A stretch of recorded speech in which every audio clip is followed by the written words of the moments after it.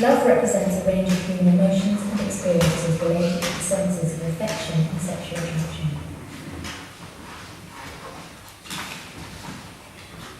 The word love can refer to a variety of different feelings, states and attitudes ranging from generic pleasure to intense interpersonal attraction. Hold Me Until You Break is based on one very simple physical exercise which we used as a metaphor and as a method for the whole performance. It is two performers holding each other for duration until their bodies can't go on, until they literally break, which works for us because it brings out the real emotion. I wanted form and content to be reflected in each other. Therefore, the choice to have it as a piece based on free improvisation. Improvisation is risky, it's unpredictable, sometimes it works brilliantly and you have magic moments, and sometimes it doesn't work. And this form seems best to represent the subjects that we're dealing with, which is love and the journey of a relationship. Hold Me Until You Break is not a dance piece. It's not choreographed in that sense. We chose not to because, again, of its nature of improvisation. Our training focused on individual physicality and then group physicality. How can we work together, become an ensemble look-wise, physically, but then also how can I underline my own physicality on stage. And within that, we created a lot of moments, but it's all in the baggage of people, and whatever they use. Nothing is set, there are no dance pieces as such. Our piece is all about encounters and contact of people, physical contact as well as emotional contact.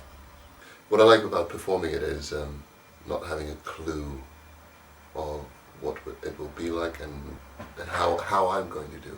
And the fact that there are quite a few moments within each performance where the ensemble is my safety net. I know that I can slow down or just pull myself out completely. As a director, I'm interested in the performers as people in the first place, which means that I'm not interested in adopting characters. I'm interested in what they have to bring to the process and to the performance as real people. So their own experiences, their own true emotion, their honesty and their actual presence in the here and now. Hold Me Until You Break is based on this method.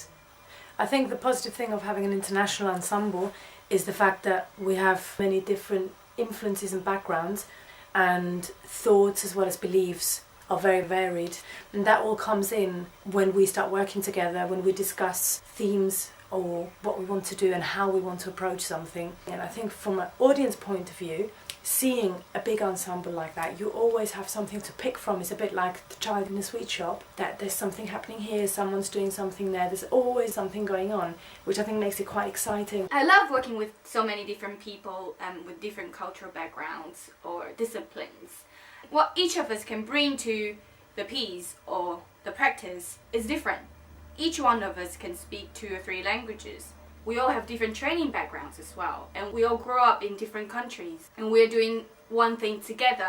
Imagine all the things that we can bring to the piece, all the different histories, stories, languages and skills. It's like you can learn from each other by doing things together and practicing together. To be able to play but within a disciplined frame, within a disciplined world, but go on a whim and have somebody come with you like that in a split second, to get that eye contact and a knowing smile that just says, yes, I'm with you, let's do something, let's do this now. It's amazing. It will be a different performance every night. The outcome will be different, the process will be different. The performers are working with practical lights on stage. They will have to react to whatever the live musicians will bring in, and they will have to react to whatever happens between them as an ensemble.